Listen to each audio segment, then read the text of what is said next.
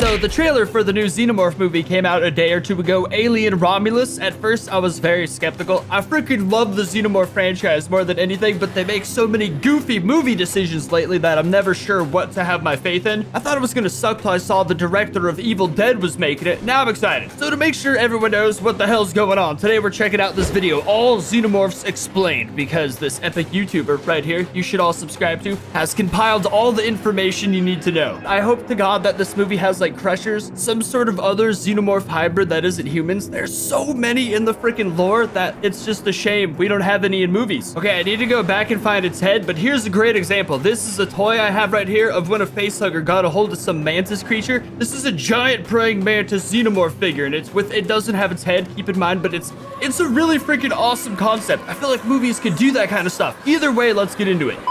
Hello guys, Croft is here. Over the last 40 years, we've seen many versions of the Xenomorph monster in Alien sequels, video games, comic books, and the crossover with the Predator franchise. In fact, the Alien universe has a large number of Xenomorph types that are often drastically different from the original Alien. So in today's video, I'll explain every single Xenomorph version, including really rare and extreme hybrids from comics that you probably haven't heard of. I'll focus on explaining more popular variations from movies since we have more information about them. However, I'll also explain lesser known but really interesting variants from the Alien lore. Oh hell yeah, bro! The Xenomorph is the first alien life form that we encounter in the original Alien of 1979. Often referred to as an alien egg, it's a separate organism containing a fully grown facehugger. Alien eggs are extremely durable to all kinds of physical and thermal damage, since their purpose is to preserve a facehugger and release it once they detect a life form nearby. You can tell times have changed, because nowadays, if people just saw that egg open for the first time, there'd be so many like hear me out comments, it'd be horrible. Alien eggs are produced by alien Savages. queens, however, the origin of the eggs in the crashed Juggernaut is still unknown. It's also worth to mention the egg sacs from Alien Covenant, which just like ovomorphs initiate the creation of an alien organism. The egg sacs appear to be the result of plants' mutation with the pathogen spread by David.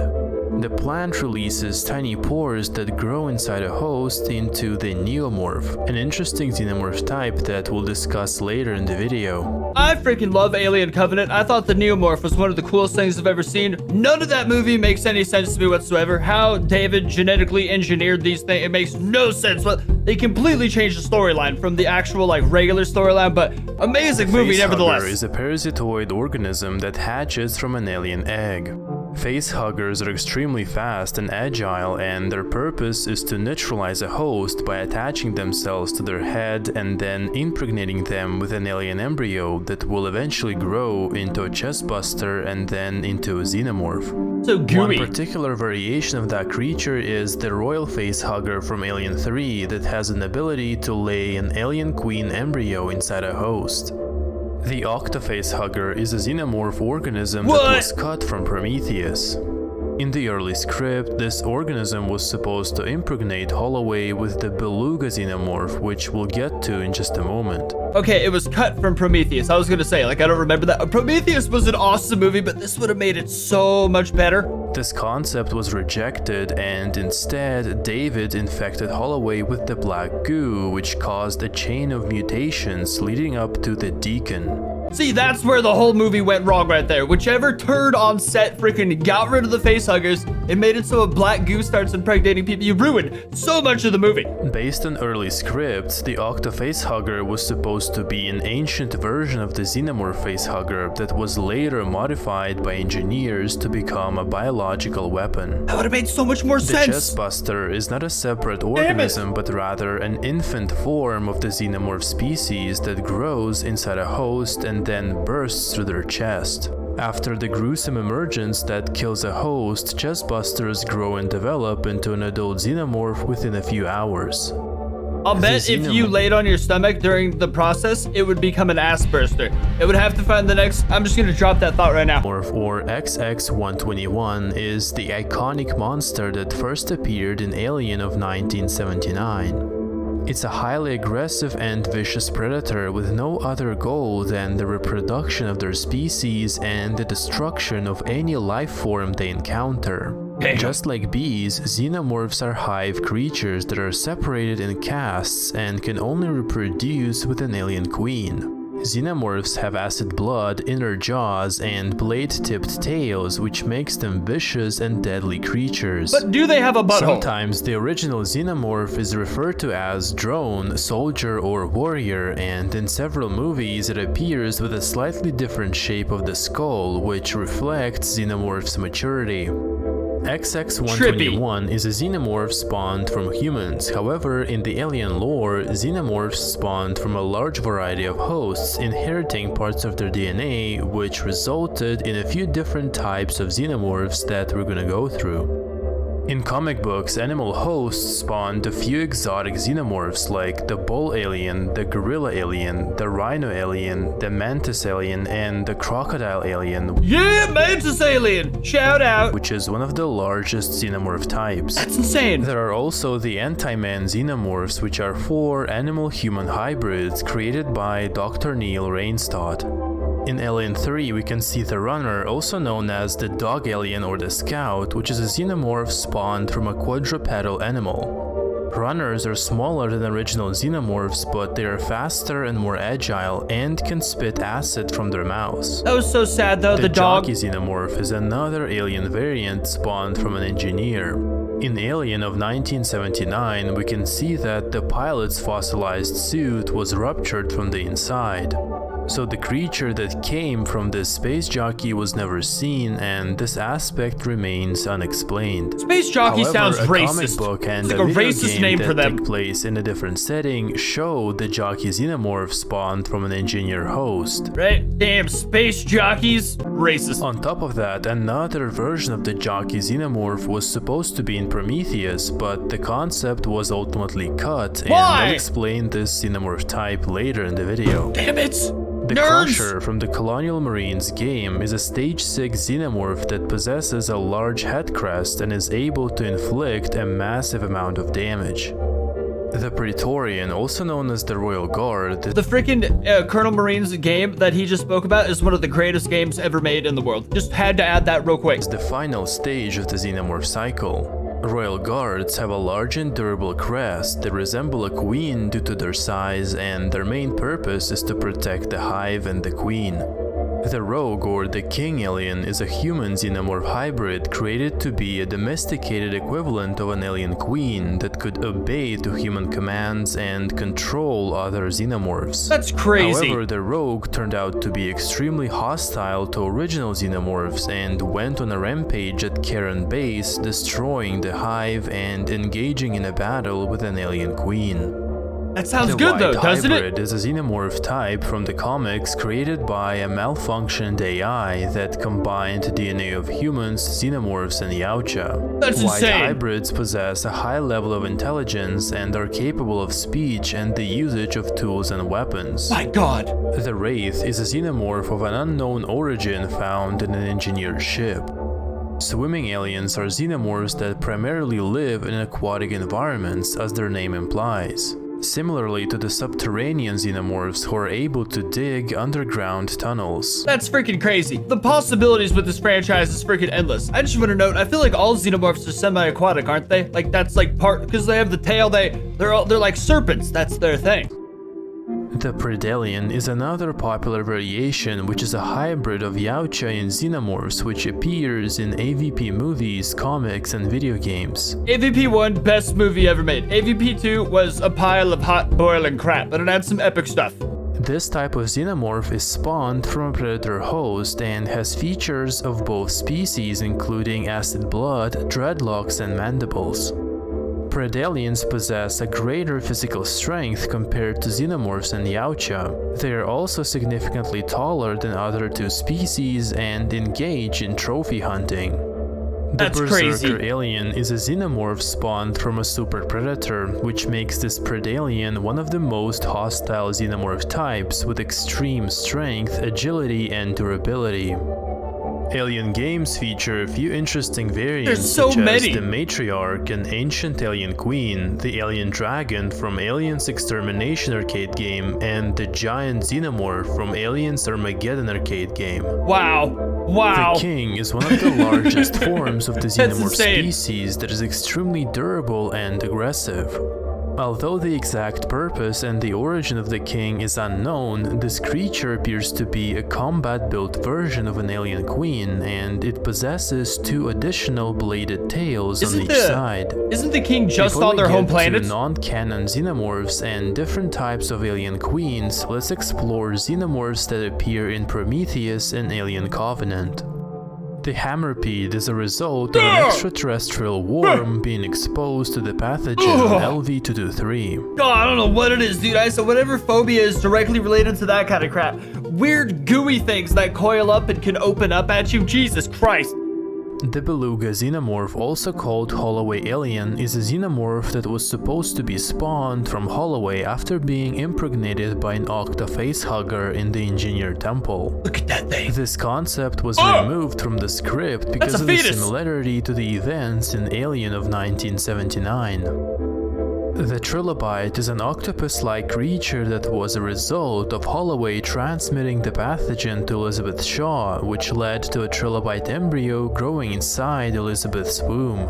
The trilobite grew extremely fast, reaching its full size in less than a day. From what we know so far, its primary purpose was to impregnate a host with a deacon embryo. You know what's funny? I've seen that movie like 50 times. I never put it together that that was the thing that came out of her stomach. I never really thought about it. Once this thing starts like collapsing down on this ancient like freaking mega human, you see the tentacle like go into his mouth, and that's really all my mind could think about after that. I forgot about the whole story. The deacon is a dark blue xenomorph-like creature which was a result of the trilobite impregnating the engineer. We don't know too much about it, however, based on the mural in the LV-223 temple, engineers used to worship deacons, or maybe a non-violent and more sentient version of them that existed a long time ago. That's insane! The Ultramorph is a jockey xenomorph that was supposed to be spawned from the engineer instead of the deacon. This creature is extremely tall and possesses some of the features of the engineer's biosuits. God, I would have loved that! It is extremely likely that originally this Ultramorph was supposed to lay eggs on the crashed ship, which would be the Juggernaut in Alien of 1979, therefore bringing the Alien story full circle. That would have made so much sense. However, the Ultramorph was cut from Prometheus, probably because producers decided to go in a different direction. Bro, people need to stop ruining movies. That would have been such a perfect full circle for the franchise, and they just changed it because they wanted to be edgy and different. They didn't care about the story. I hate producers so much. The sequel to Prometheus, Alien Covenant, features 2 other types of xenomorphs encountered on the planet 4. The Neomorph is a xenomorph-type creature spawned from a host that was infected by the X-Sax spores. Sexy. Since plants on the planet 4 were exposed to the pathogen, their seeds carry some version of the xenomorph DNA. As a result, when spores penetrate the living body, just like facehuggers, they are genetically programmed to use host's resources to grow into the neomorph. Because of the pathogen mutation with the flora on the planet 4, the resulting neomorph has a few distinct traits such as pale gray skin, cone-shaped head, and non-acidic blood. I freaking love these things. They're not like xenomorphs whatsoever. They kind of resemble them, but I don't know what it is. I just love them. The Protomorph was a xenomorph variant created by David through experimentation with the black goo, creatures from the planet 4, and possibly Shaw's body parts. In the Alien Covenant novelization, David explained that he found a fossilized alien egg on the planet 4 and tried to replicate it. The result was the protomorph eggs that led to the emergence of the protomorph, which is extremely similar to the xenomorph since David used the pathogen containing the xenomorph DNA. See, I get all that. I've seen Prometheus so many times. It's an amazing movie. I was like, what on the ship was he using to clone these? What was he using to make life? Like, what the hell did he have in that basement? I didn't see any giant cloning facility. I was like, what was he doing down there? Drives me crazy. Protomorphs lack the biomechanical features of the original Xenomorph, and the theory is that David will have to use himself as a host to perfect his creation, which will give the resulting alien these mechanical elements. The next type is the Alien Queen, which is a mother of all Xenomorphs in a hive. Alien queens are extremely large compared to Xenomorphs, with a huge head crest, extra limbs, and additional spikes on the spine. Queens' primary purpose is to lay Xenomorph eggs, however they can also engage in combat if needed. In addition, alien queens are able to communicate with Xenomorphs in their hive across large distances and control their behavior, although the method of communication remains unknown. Furthermore, comic books feature the Queen Mother, which is an alien queen that has control over other regular queens, making her the supreme force in the Xenomorph hierarchy. See, I always thought they were like tortured at first as a kid because they're like chained up, like forced to give birth, it looks like, but realistically, they can get out of those chains any freaking time they want. I'm starting to think the chains are just there to hold their butt up so the egg production's easier. The Red Queen Mother is another type of an alien queen that led the rebellion of red Xenomorphs to overthrow the Queen Mother. That's insane. The Red Xenomorph was a mutated hybrid variant of regular Xenomorphs that opposed the Mother Queen and turned against the original black variants, which led to the Red Xenomorph rebellion that I just mentioned. Freaking race war! Ripley 8 is the 8th successful clone of Ellen Ripley, which grew in a lab from a blood sample. In Alien Resurrection, scientists were trying to restore the Xenomorph DNA using the blood sample of Ellen Ripley, who had an alien queen embryo inside of her before dying. Scientists couldn't separate DNAs of Ripley and the Xenomorph Queen, so the only way to obtain the alien queen, which was their main goal, was to clone Ellen Ripley, and the result of the cloning was a Xenomorph human hybrid, Ripley 8. Her clone was so awesome. Therefore, Ripley 8 is technically a Xenomorph, and in the movie she displays many Xenomorph characteristics such as increased strength and speed, acidic blood, and the ability to communicate with other Xenomorphs. She was incredible. The cloned queen is a Xenomorph queen obtained through the cloning of Ellen Ripley. Just like original Ellen Ripley, Ripley 8 had an alien queen embryo inside of her, which was safely removed and used to produce Xenomorphs for military experiments. Nice. The newborn is a Xenomorph that was created by the cloned queen. This dude! Just like Ripley 8 inherited some of the Xenomorph DNA, the cloned queen also picked up some of the human genome during the cloning process. As a Emperor had the result, worst she DNA ever. developed the second reproductive system and gave birth to the newborn Xenomorph through a womb without the regular omomorph and facehugger cycle. Gnarly! The newborn appearance is extremely different from other Xenomorphs since the creature had a large portion of its DNA from Ripley. The newborn had a bipedal stance, pale white skin, and the superior strength. In addition, the creature also considered Ripley 8 its true mother instead of the cloned queen. Lastly, I'm gonna explain really unusual, non-canon Xenomorph types that No, not gonna lie though, that big disgusting monster, when that thing got sucked out of the frig, appear in crossovers with other franchises. I don't say anything. The hybrid, also referred to as the Beast, is a human Xenomorph variant with some humanoid features that appears in the comic book adaptation of Alien 3 unproduced script. They got such big The foreheads. Flying Queen is a Xenomorph queen with a large pair of wings that is featured in a number of comic books and video games which are mostly considered non-canon. That should be canon though. The Killer Croc Xenomorph, a hybrid from Batman Alien crossover, the Tarkatan Xenomorph from Mortal Kombat game, the Dark Alien, a Xenomorph demon from Witchblade crossover, and that the one's Fire silly. Eater Alien from Wild CIT comics crossover that has an ability to breathe and spit fire. Operation Alien combat game features the three-headed alien, a Xenomorph type of an unknown origin that has 3 independent heads and extremely distinct coloring. Finally, to I love complete all of the these. list of all known xenomorphs, I'm gonna briefly mention different variants from the 1990 arcade game. No The way. Chrysalis, Super Alien Hybrid, the Defender, the Egg-shaped Alien, the Star-faced Alien, the Electric Alien, Wow. the Infectoid, the Razor Claws, the Smasher, the Armored Xenomorph, the Walled Alien, the Long Neck Alien, and the Arachnoid. No crap, I almost bought a Razor Claws toy the other day. This baby right here, it's a freaking epic figure right there, dude. Beautiful. Here you go, guys. That was the complete list of all xenomorph types that exist so far in the Alien Neomorph. universe. I tried to include every single version, but if there is anything that I missed, definitely let me know in the comment section. Check out my other videos about Engineer's origins and other Prometheus-related topics. Also, it's a don't good forget channel. to subscribe to the channel if you like the content. My name is Croft, and I'll see you in the next video. I learned so much in this video. I thought I knew a lot, I knew nothing.